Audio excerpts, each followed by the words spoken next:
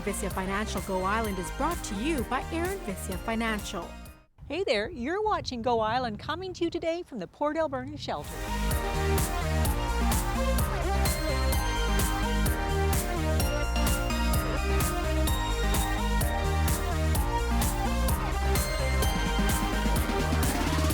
Well, hello there. You are watching Go Island. We are coming to you today from the Port Alberni shelter right here on 8th Avenue.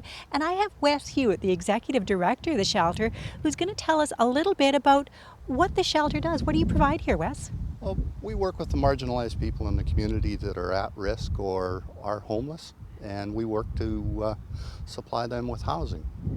And that's a big need in this community. It is a very large need. We service not just Port Alberni, but we actually, our catchment area includes the West Coast, Tofino, Ucluelet, Ahousaht, Hot Springs. Wow. So it is quite a challenge. And let's talk about funding for just a minute, because I know you have a fundraising event coming up. Where does most of your funding come from? So we do carry a government contract to supply a portion of our services, but we look to the community and we look to other sources for funding. And traditionally, funding has always been a difficult task in the community. Our community is only so big and there's only so many dollars.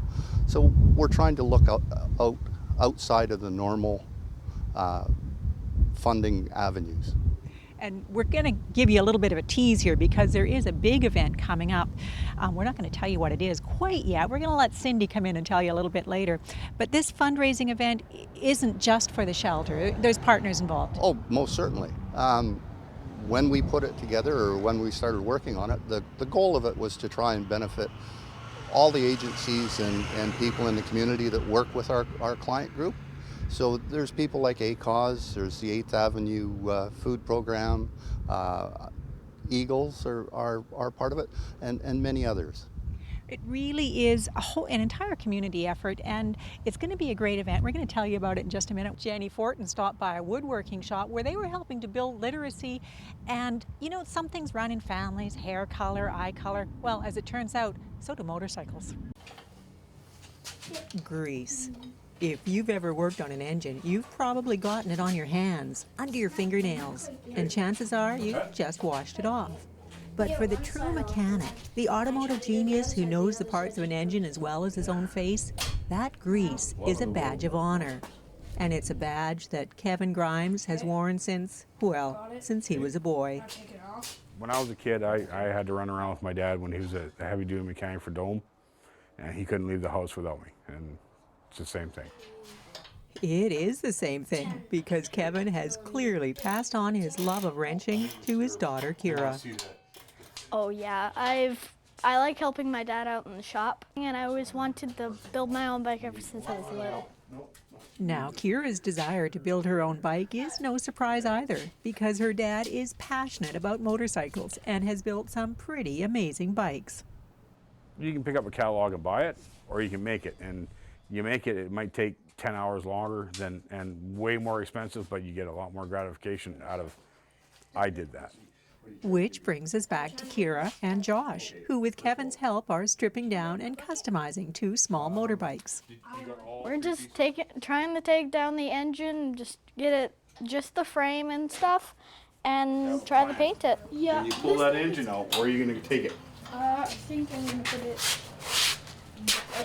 He helps you out if you need it. Like, he doesn't tell you how to do it, he gives you a few tips and stuff. I want them to be able to grow up on their own, not have to rely on anybody. It's okay to ask for help, but it's okay to try it first. And then if you don't need the help, it's great. I think that's incredible. Teaching children to have an interest in life besides sitting in front of a TV, actually hands-on, and life skills. So now you have to push those links. These youngsters are learning plenty, and it's learning with a goal as they're preparing their bikes to take part in Port Alberni's first Tsunami Hogs Bike Fest.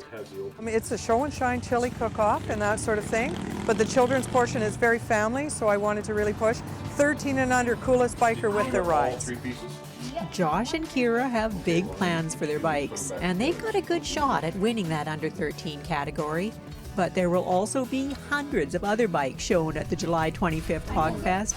Bikes owned and shown by riders from 11 to 80, with a guarantee of some pretty sweet rides. Some of them get pretty fancy, yes. I always laugh and joke though that chrome doesn't get you home, but it sure looks pretty. Good time. For Go on Shaw TV, I'm Nancy Wilmot.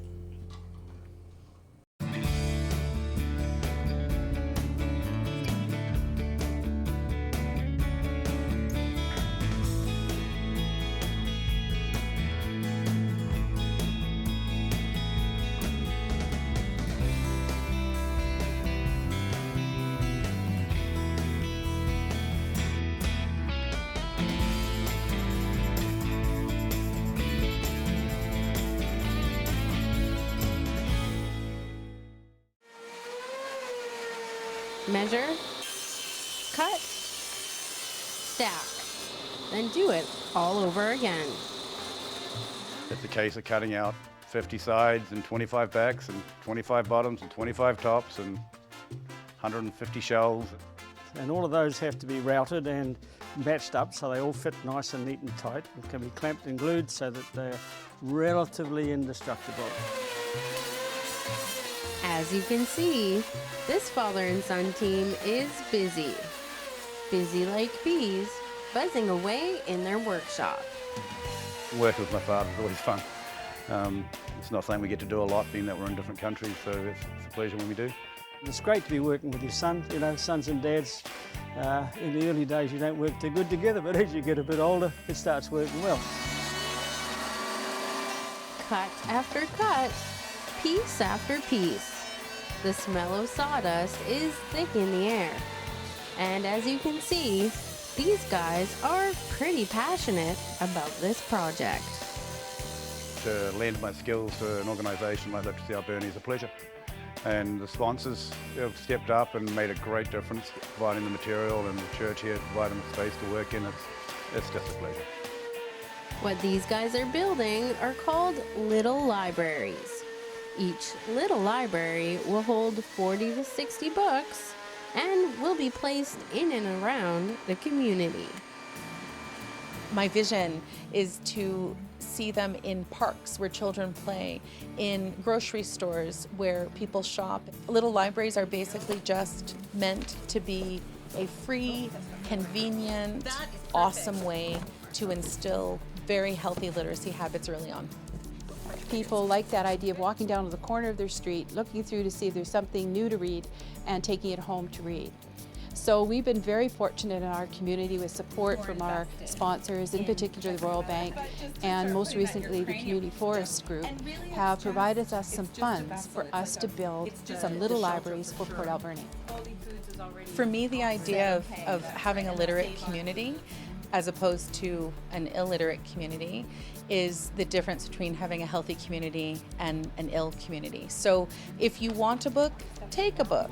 If you want to bring it back, take another book. If not, take a whole handful, take them home to your kids. Take them on the bus if you don't have any reading material.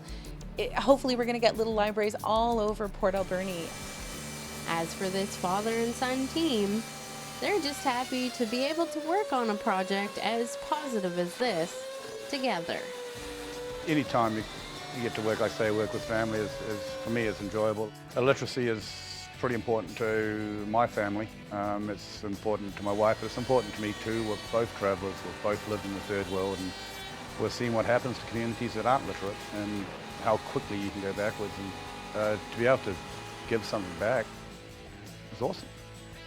It doesn't cost me anything, it's just work. And I love it. Look for a little library in your neighborhood. For Go on Shaw TV, I'm Jenny Fortin.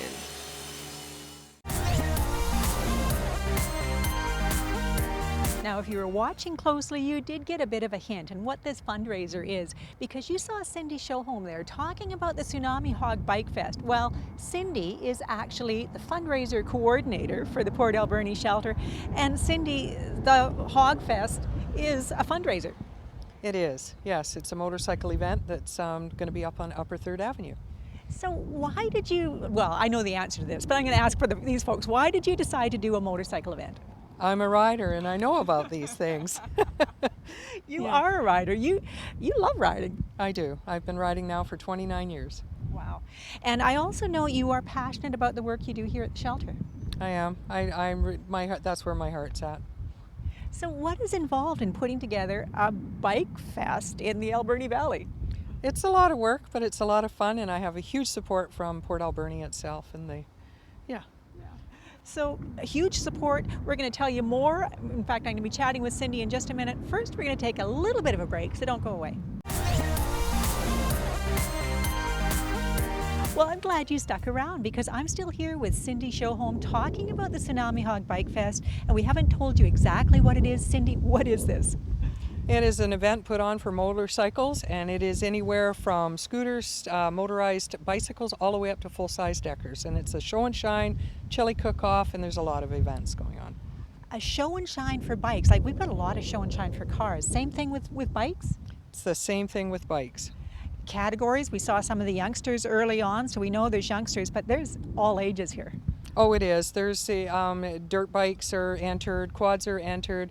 There's anything from deckers all the way down to, like I said, motorized bicycles. So it's a big event. So. Wow. So one of the things you said, chrome won't get you home, but it sure is pretty. It is pretty. These bikes are going to be nice to look at. They are, and I would hope that everyone comes up to see. Now, one of the things that I know is going to be happening is there's going to be some centennial bells wandering around during the Hog Fest, and it just so happens that they put on an event at the Roland Arts Centre recently, and Jenny Fortin was there.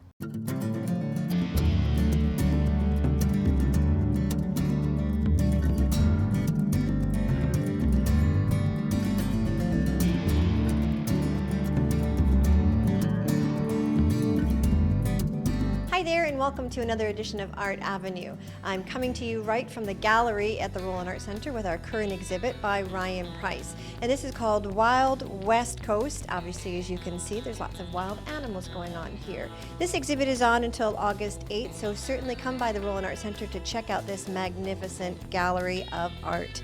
Some other things that are happening here at the Roland Arts Centre are our Teas on the Terrace, which everyone is certainly well aware of.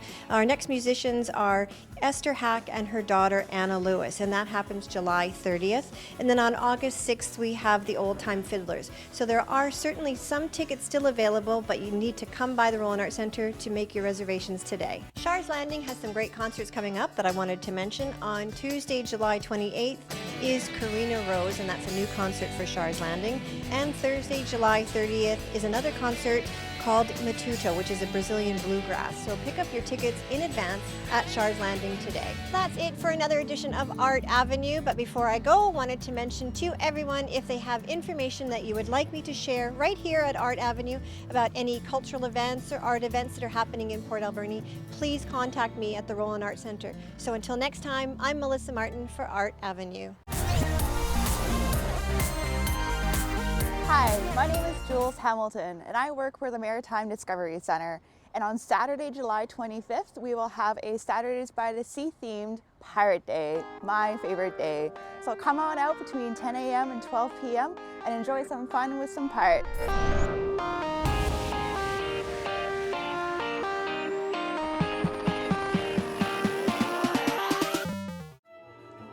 The Regency period encompassed a time of great refinement and cultural achievement. It is noted for its elegance, grandeur, and of course, its romance.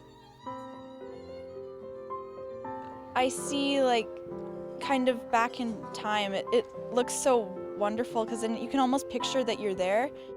I think it's very cool to imagine that this was someone's lifestyle and they had to live in this way. So it was very interesting, and it almost feels like you're getting just a little bit of insight into how they were. I definitely feel as if I'm back in that sort of era, and I could just be in a ballroom with all the dresses, having that gentle aura of beauty. Steps and turns and perfect posture. They are indeed beautiful. This was a popular dance from the Regency era, Everybody knew it, although there were slightly different versions in each locality. The dance, as you can see, has very little contact. And the only contact that does happen is with a gloved hand. So the greatest romantic moment is the very first move, when they come in sort of side to side and hold each other's hand and stare longingly into each other's face, if that happens to be the relationship. The ladies love doing it. We feel so feminine and special because the gentlemen escort us and they bow to us, and it's just, that doesn't happen all the time these days. In the case where you're putting on a costume such as this, that what happens is you do feel like you belong to that period. In fact, I have to tell you, and I'll tell you on camera, my wife got quite excited when she saw me fully dressed in costume. Dashing gentlemen with charming manners, and delicate ladies with flowing dresses. It's too bad this elegance lives in the past. In 1812, 1820, it was just grace, and the flow of the fabric, the flow of everyone, terribly, terribly graceful. And that went right through to the Edwardian period. But maybe, just maybe, it's not lost in the past. It seems that there might be a bit of a revival, where this grace is being celebrated by some enthusiastic Jane Austen fans. I am definitely a Jane Austen fan.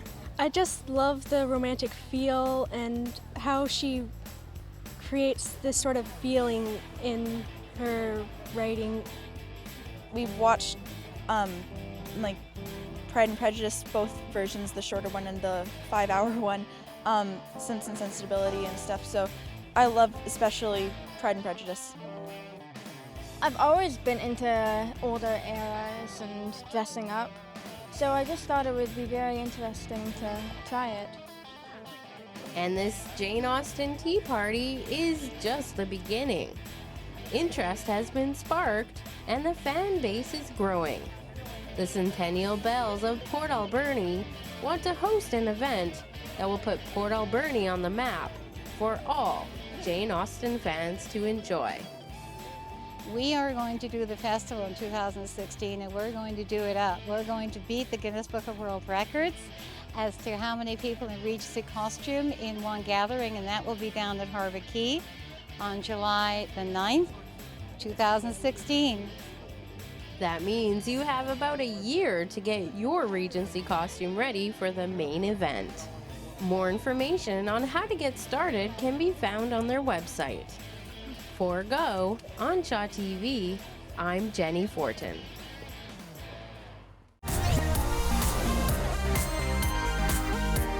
Well, we've got lots more to tell you about the Tsunami Hog Bike Fest that's coming up, but first we're going to take another short break, so please stay with us. Well, hello again. You are still watching Go Island. I am still here with Cindy Showholm. We're talking about the Tsunami Hog Bike Fest that's coming up. Cindy, when is this event happening? This is July 25th, and it's from 10 o'clock in the morning until 4 in the afternoon. And where will it be? On Upper 3rd Avenue between Marsh Street and Argyle. Wow. Do people have to register? I think they do. They do, but you know what? It doesn't matter. Just show up.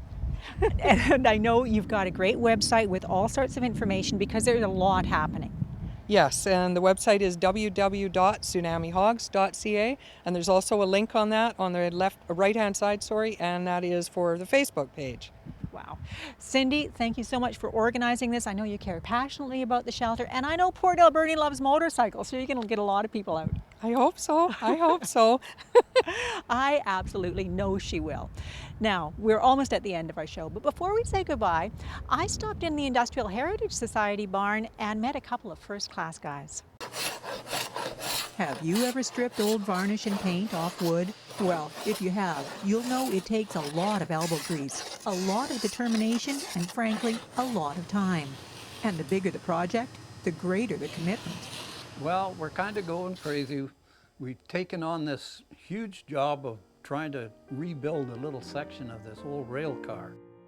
And not just any old rail car. This is the Strathcona. a first-class parlor car built for the E&N Railroad in 1892. You had first-class seats, and you had everything else pretty well served. They even got served a bottle of wine sometimes. It has some special objects in it, like chairs. It's all mahogany, and it had a washroom with it, and it had a lounge with it. The Strathcona was an impressive car in its day, but after 123 years, there's a lot of restoration to be done. Work being undertaken by Industrial Heritage Society members who more often work on locomotives than parlor cars. Well, usually we're into mechanicals, but this is something different for us. Well, I think we're going to leave this jam. Something different is right. This project will involve carpets and window coverings, glass and mahogany, each piece researched and sourced to be as close to original as possible. Well, what we're doing right now is we're pulling all the windows out so that we can paint around them, around the frames, and we have to rebuild the windows at the same time because there was quite a bit of rot. It stayed out in the weather for many years. But no matter where they're starting, with just 3 volunteers working on this project, it's an enormous job. Oh, you better believe it. But we're not going to do the whole thing. We're only going to do a small section at the front, and people will be able to come in and see a bit of before and after. It's a challenge, yeah. At least part of that challenge is financial, raising money to cover costs such as reupholstering the original chairs.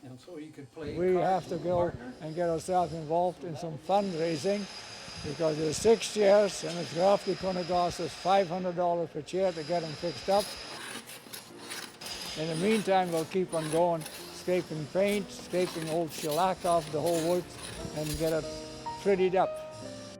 Now, getting the Strathcona prettied up might be a long-term job, but I've just got to say, these guys are first class all the way. For Go on Shaw TV, I'm Nancy Wilmot.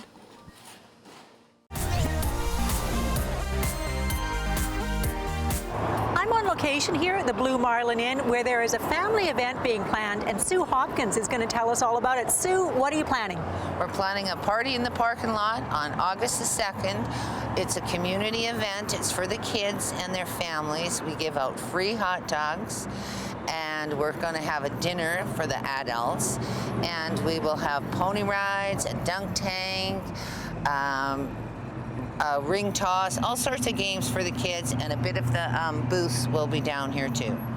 Holy smoly, there's a lot going on. How much does this cost? Absolutely nothing. No way. It's got to cost something, and I know there is a fundraising aspect to this as well. Well, it's just by donations, and what the donations go to the Ty Watson House, and all the proceeds will go to the Ty Watson House. That is so cool, and you're also holding this really nifty flag. What's this about? This is the Alberni Valley Tankers flag. I designed this about 6 years ago, and it took me a while to get it all printed up and everything, but since the Mars bombers are in the news these days and we want them back, and we got them, this is what we're doing. We've cut the cost down to cost price, so anyone in Port Alberni that would like to fly them, we'd sure like to have them do that. Well, I can guarantee you there are a lot of folks out there that want this flag. I know I'm going to pick one up. Sue, thank you so much. This sounds like a great event. Thank you, and by the way, could you come in the dunk tank on this August the 2nd? A dunk tank? I don't know, do I get to wear a wetsuit? Whatever you want to wear. Well, there you go. I will be in the dunk tank on August 2nd, and I know this is an event you're going to want to take in.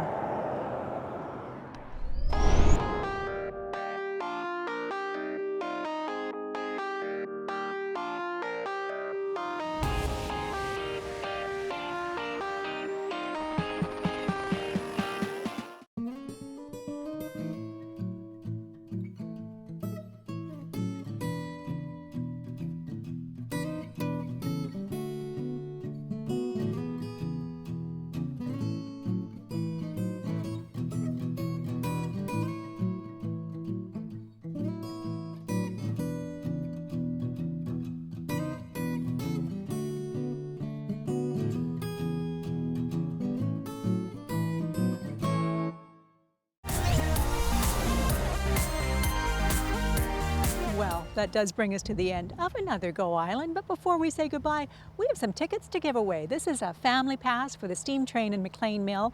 To win them, all you have to do is send us a private message on our Facebook page, Shaw TV Port Alberni. Tell us the name of that parlor car that the Industrial Heritage volunteers are working on. We'll do a random draw on Thursday the 23rd, and one of you will be a lucky winner of 2 adult, 2 children tickets on the steam train. Until we meet again, be good to each other. Aaron Vissia Financial Go Island is brought to you by Aaron Vissia Financial, supporting community and providing personalized advice and service to clients since 1996. Our team is ready to help you with your financial future.